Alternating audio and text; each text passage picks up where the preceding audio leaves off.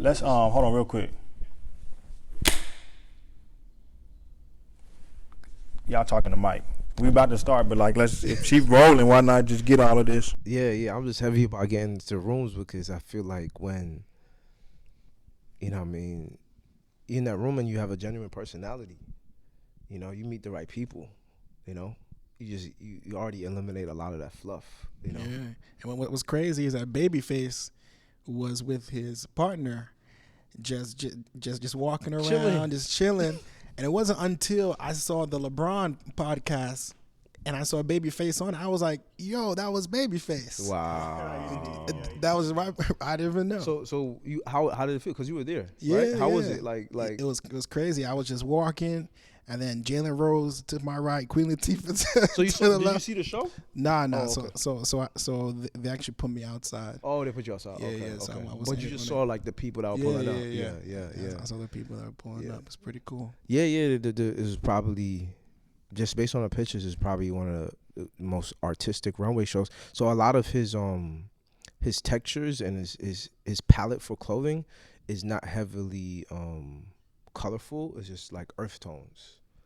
Right, and he's, to be honest, you know, a melanated designer, he's taking over like luxury. He's trying to make like luxury fashion for us and for like the world. Like, yeah, Fear of God is crazy, man.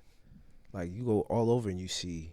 I was in Europe, I saw it. I was in China, you know what I mean? You see Fear of God, you know what I mean, everywhere, you know what I mean? Oh, so you saw it in Europe and Yeah. in China. Okay. You see it everywhere because it's just he just has he just has just a ways of just penetrating certain markets, you know, and then his look for a lot of his designs is just is natural, but it's just very it's just beautiful. That's another word I want to use, but it's just beautiful. Yeah.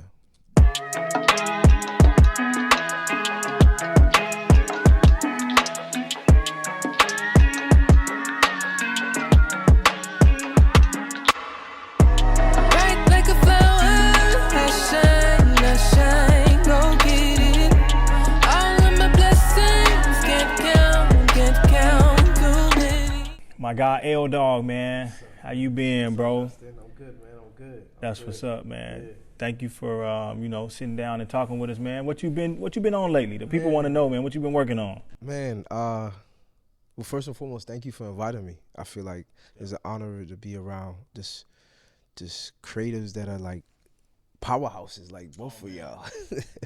But yeah, what I've been working on, right now I'm just working on a lot of promotion for my album I just released last year in 2022, and working with just new artists, taking a lot of meetings, building their creative outlook sonically on what they need to do, if it needs to be in live shows, if it needs to be tours, and things of that nature. That's what I've been working on.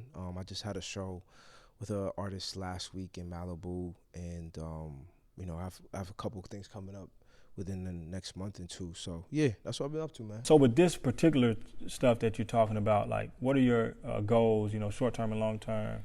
Wow, that's a good question. I think short term, I'll say this: my short term and my long term goal are like, it's encompassing the same thing. And I said this in another interview, and I'll say it again. My biggest goal is to be one of the most sampled artists alive. Yeah, and like and I say it because, like, as a lot of my mentors say, man, never aim small. Like, just continue to aim for beyond the stars, like the galaxy. So whenever I repeat that, and even when I'm about to go to sleep, it means that either I'm producing something, or I'm working with somebody, or constantly being able to create. Right, so that's my goal, period, short and long term, because it encompasses both of them. It works interchangeable, right? That means either creating music, it's either scoring films, it is either presenting new forms of just qualities of sounds to different type of people. I do that on a weekly basis, even this week.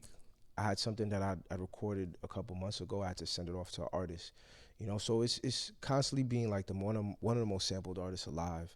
I feel like in the 60s, 70s, a lot of our music nowadays has been sampled from that because they were just so genuine and they were able to put out such a quality amount, so much at a high volume, a quality amount of music. Right. And to this day, we're still hearing songs that have been sampled continually from that era. And I feel like it's one of my goals is to be that, want to be those, you know, pioneers for the future, you know. So yeah.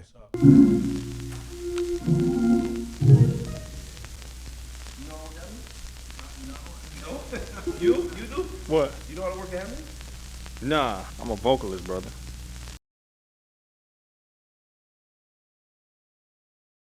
Man, I have one question, but something that you said kind of sparked me. Now I got two. Okay. So the first one is, what is your rubric to finishing art, right? I enjoy kind of like scoring music.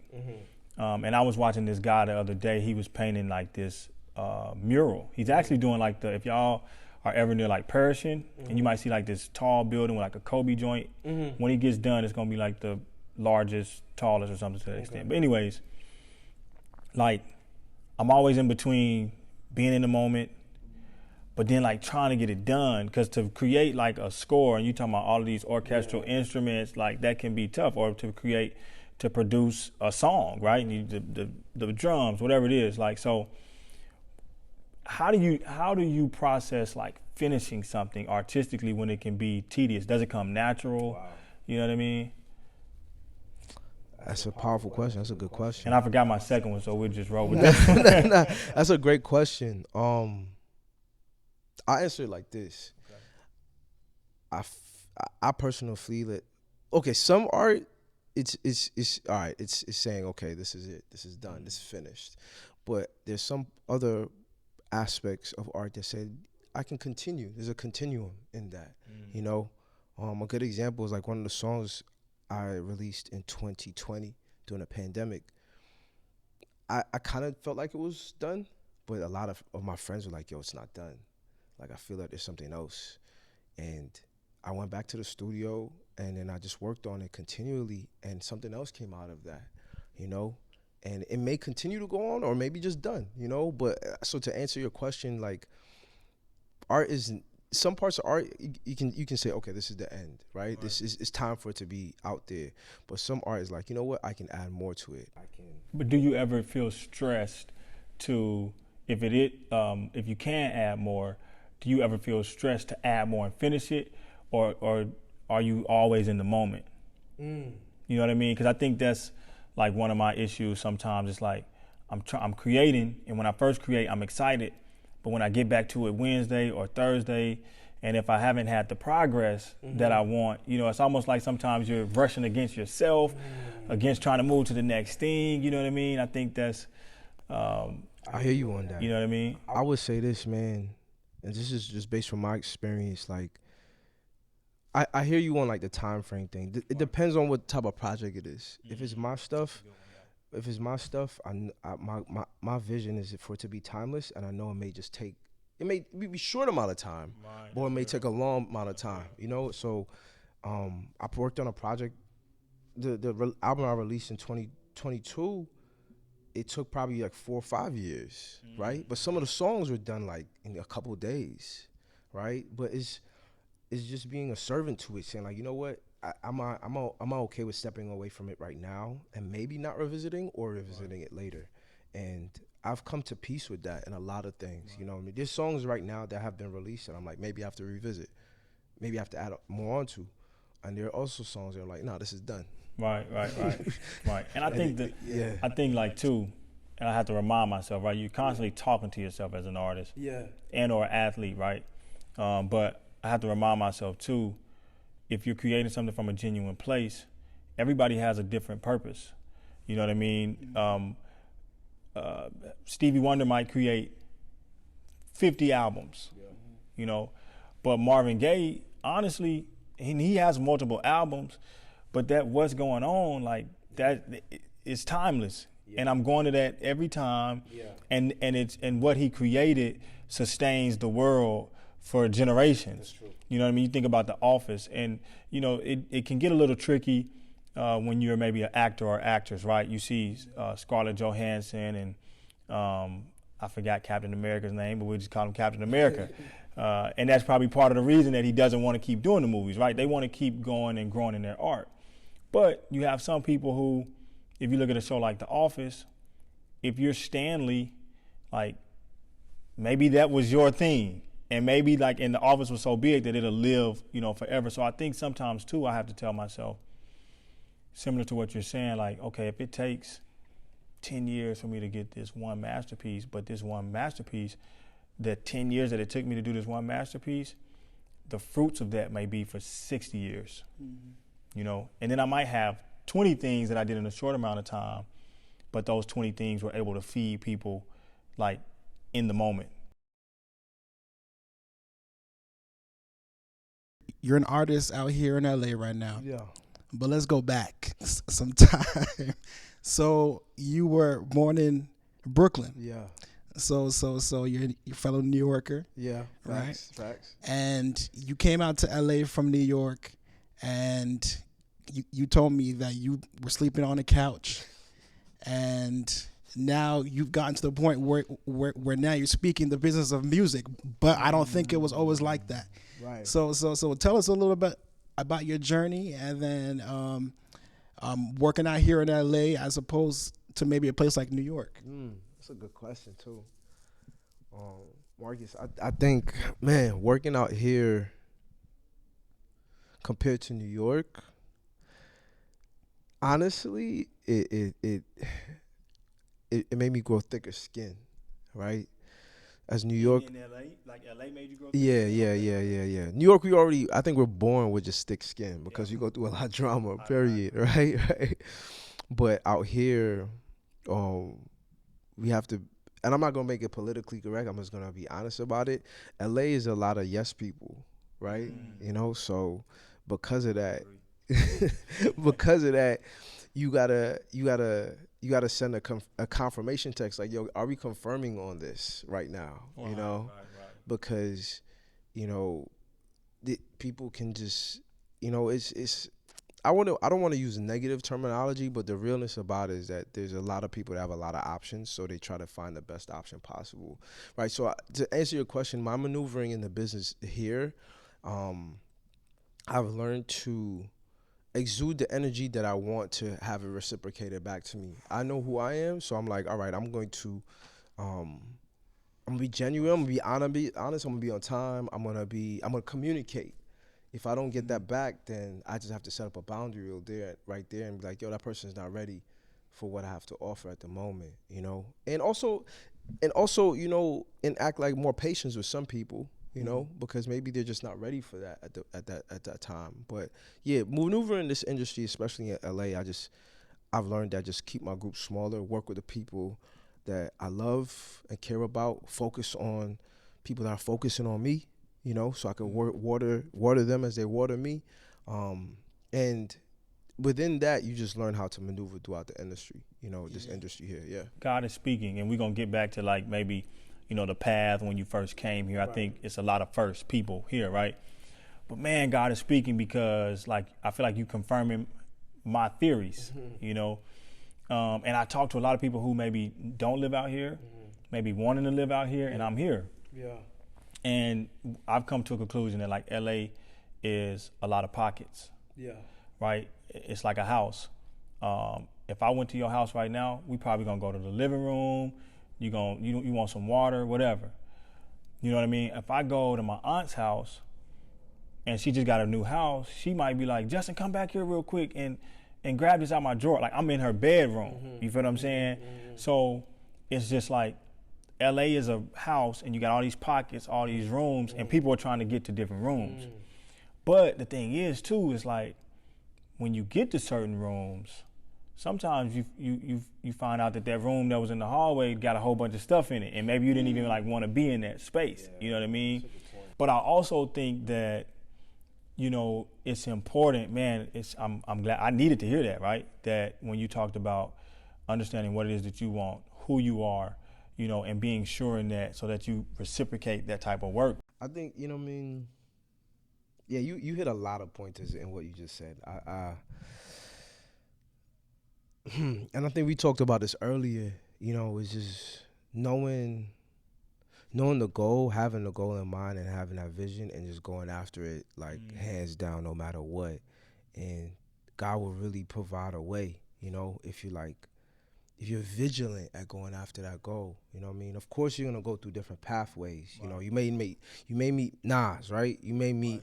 You know what I mean, Jay-Z, but you really trying to go to, you know what I mean? You might meet, right. But it's having that mentality like, yo, what's my end goal? You know, I think what happens when we're in an artistic, creative space, like a very, one of the capitals of the world where a lot of art is, and film is huge here, people are saying, like, you're trying to maneuver fame, to be honest. That's really what it is. Right. That's what it is. So how they maneuver fame is like, yo, how can I get to this room? Like in the house, how can I get into this room? How can I get to this room?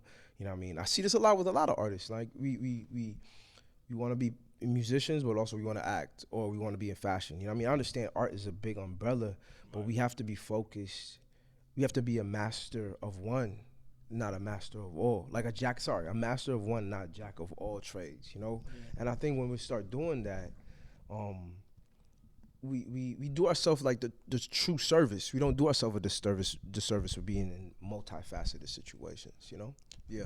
But in reality, though. Yeah. So we're talking about paying rent. Yo, boy. We're talking about being able to survive out here in LA. True. Especially at the beginning of your journey, for somebody such as myself. Yeah. How do you go about that without having to work, for instance, at a restaurant to be able to pay your bills? And how do you find that time to navigate around that? What have you done? Whew. That's a great question. You know what I mean? I'm one of the people that went through that. You know what I mean? I had to navigate to hustle, right? Yeah. But at a certain point, just thinking about my story alone, at a certain point I was like, man, am I getting as far as I want to go? Am I focused on what I really want to do? You know, am I exhausting myself? Am I spreading myself too thin? And I had to have a really tough conversation with myself. Man, I was doing so much, man. I remember working in warehouses in the day and then working at like a special needs home at night, you know, like and sleeping like 1 hour, you know, but my goal was to be in music. Right? Like, so that makes like no sense, right? But I had to pay bills, you know, I had to feed my face, you know? So what I've learned from that, and if I had focused more on what I really wanted to do, maybe it'd have been a different alignment. But I learned from that. It was a great learning lesson, you know? So I'll say this, just based on my wisdom, if you're going to hustle and you want to be an artist, try to hustle in art, right?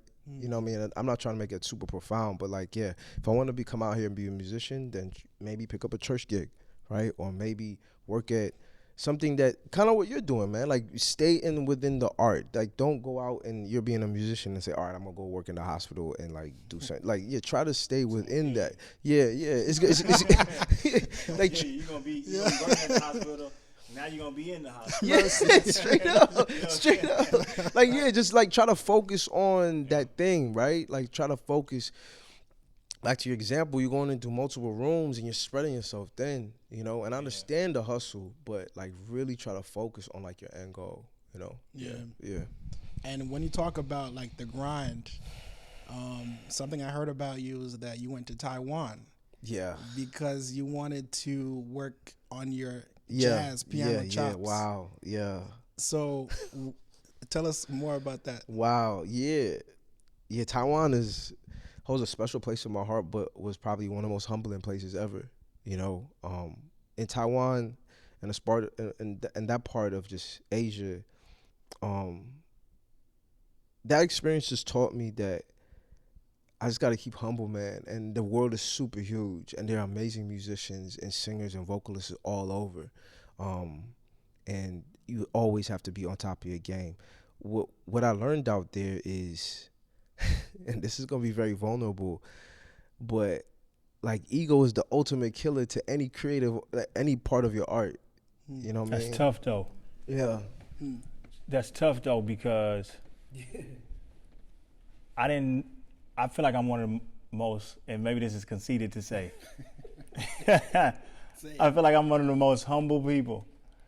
And honestly, when you have a gift, right, and an extraordinary gift, sometimes you don't see how other people can maybe view you. Maybe you think that you're doing the best that you can to be humble, right? We went to school together. We studied music. I was always like, I wanted to be specific in my approach when I talk to people, when I, joking, whatever. And I felt like I was egoless. I remember one of my friends that I went to high school with, she ended up, I don't know who the person is. She met with somebody who we went to school with. She brought my name up. And they was like, oh, yeah, he arrogant. And the person doesn't know me. I stayed in the music building. But that was the first time where I realized, like, oh, like people can have different perceptions of you that you know. And so you try to find that center of like really letting go of self, right?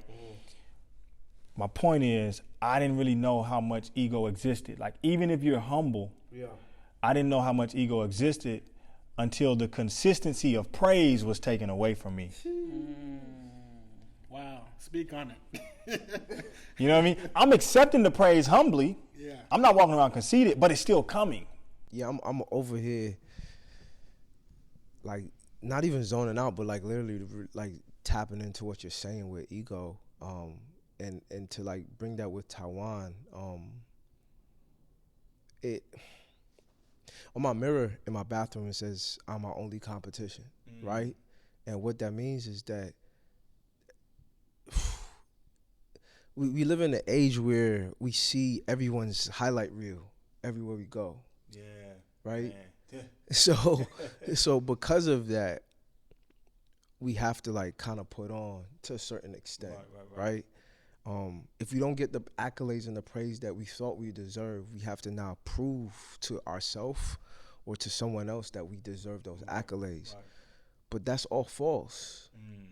That's like, it's not reality. Right. You know what I mean? Like, we all use the bathroom the same way. You know what I mean? You all do this. And so this thing with you, Justin, you're great. You're great at what you do. Same thing with Marcus. Marcus, both of y'all are great at what you do. But similar to the Mona Lisa may look beautiful to certain people. Right. But certain people, the Mona Lisa looks ugly. That's how art is, man. That's what art is. Let the people that appreciate your art, let them, love on them. He said, judge me. Yeah. That's just being. So I think what I learned in Taiwan is like, Lawford, you just gotta be yourself, unapologetically who you are. When you're continually like that, there are people that are not gonna like you. There are gonna be people that are gonna love you. There are gonna be people that are skeptical. But as long as you're unapologetically, authentically yourself, genuine, the people that need to be around you will be around you. And that's a daily process that I go through every day. Like, that's just not. I don't just learn that instantly. Right. That's me constantly refining, like, is this who I really am, right? And that's what Taiwan taught me. Taiwan, in a country that doesn't speak, like, English fluently, it speaks Mandarin, you know what I mean? We're a country that is going through, like, very much a lot of just political divide. It was probably one of the most peaceful, but also one of the most revealing places, because I learned that, hey, man, bro, you got to refine your craft. Not for them, for you. For you to be like the best you want to be, you know what I mean? And that's what that trip taught me.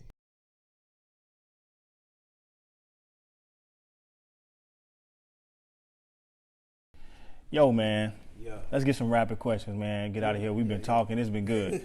All right. Common question, man. Top 5 favorite artists. Ooh, all right. Top 5. Not in a particular order. D'Angelo.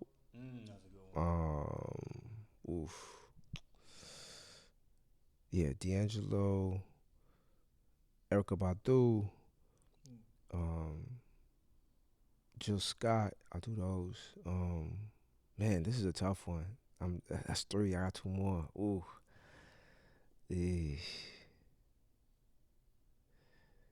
Whew. All right. I said this before. Well, yeah. Disclosure. That's they out of London. And then I'll put some new people in there. And Mansur Brown, he's a guitarist out of London. Yeah. I have to search those two people. Disclosure and Mansur. Right, I didn't want to go like you know what I mean, the typical thing. You be vibing though. He said D'Angelo, Badu, and Jill. You got the vibes. And then Right. No, I'm with you. So then, okay, give me some no skip albums. No skip albums, man. Yeah. That's a great question.